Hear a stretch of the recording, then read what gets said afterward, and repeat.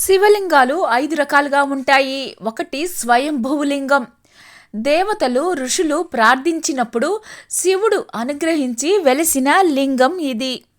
2 బిందులింగం, యంత్రంలో చెక్కబడిన లింగం.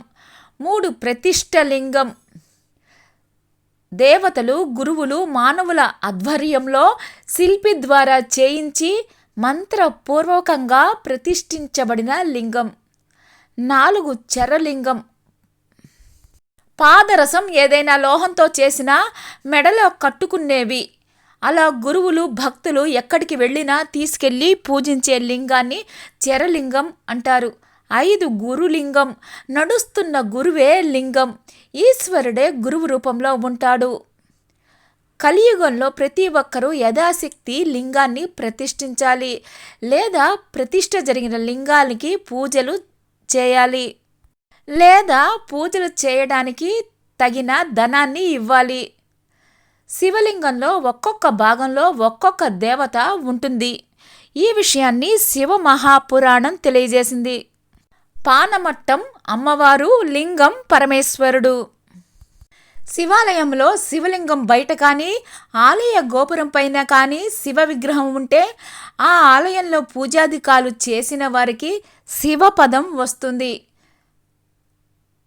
పానపట్టంతో కూడిన శివలింగం పార్వతీ పరమేశ్వరుల ఐక్యరూపం. ఉదయం పూట, మధ్యాహ్నానికి కొంచెం ముందు శివలింగ దర్శనం అత్యంత శుభప్రదం. సూర్యోదయానికి ముందు 20 నిమిషాలు, సూర్యాస్తమయం తరువాత 20 నిమిషాలు.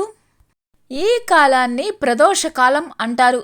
ఆ సమయంలో శివదర్శనం, శివారాధన, శివ పూజ, శివాభిషేకం, జపం చాలా విశేషమైనది. ఇలా చేసుకున్న వారికి పునర్జన్మ ఉండదు. చరలింగం అంటే మనతో పాటు తీసుకెళ్లే లింగం. స్థిరలింగం అంటే ప్రతిష్ఠ చేసిన లింగం.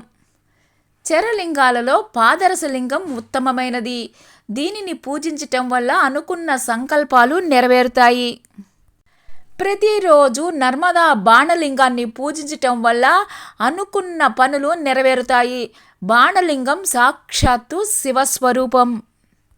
బాణలింగాన్ని పూజించి బాణలింగానికి నివేదించిన ప్రసాదాన్ని స్వీకరిస్తే వాడి పాపాలు నశించిపోతాయి, దోషాలు తొలగిపోతాయి, నిర్భయత్వం కలుగుతుంది, శత్రువుల బాధ సర్వనాశనం అయిపోతుంది. తెలిసి తెలియక ముట్టుకున్నా కూడా, అభిషేకం చేసిన మృత్యువును కూడా జయిస్తారు.